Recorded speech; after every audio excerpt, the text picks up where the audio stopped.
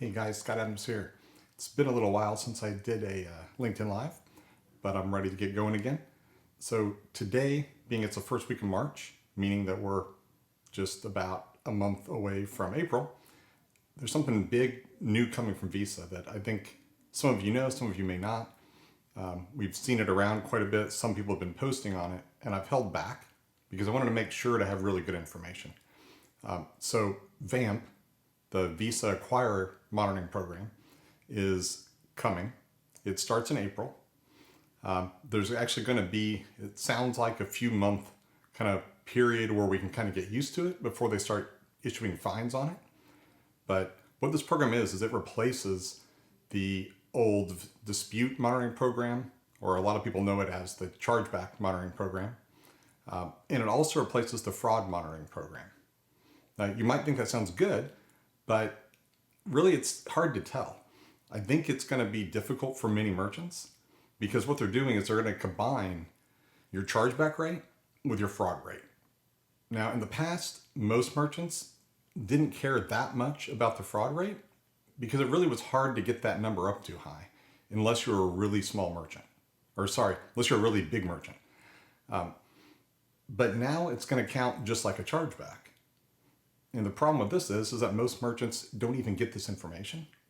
Many acquirers, or not acquirers, but like ISOs that I speak to, don't have it. And so it's going to be difficult to monitor. But this is something that we're going to monitor for you if you're a fraud deflect client, and we're happy to help others to do that. Now, one of the good things though, is that they're going to remove any chargeback that's a fraud chargeback. So any of your 10.4s, for example, which a lot of merchants get, these don't count in VAMP. But they most likely do show up on your TC40 or your fraud. So in a way they count, but they're not double counted. So that's good. Additionally, when these things add up, then they're going to divide it just like before by the number of settled transactions you have for the month.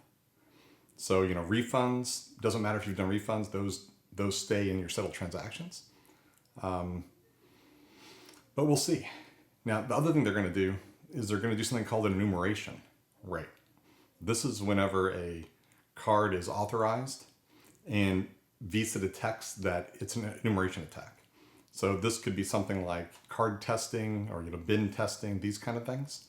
It's not super well defined in the documentation I've found, but that's what I'm thinking it's going to be. And that's something else that we're going to try to monitor with fraud deflect, both via authorization rates, decline rates, but also looking at, the other ways to detect card testing, these kind of things.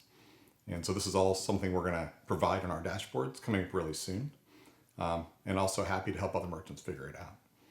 So, there's always something new in April from Visa. This year it's this.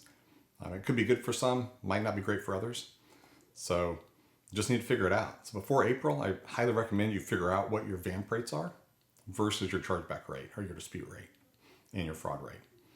And if you need help, let me know. More this week, we're going to dive a little more deeper into this, probably show some examples, and hopefully that helps people out. And it's not too disastrous for people. So good luck, and thanks for listening.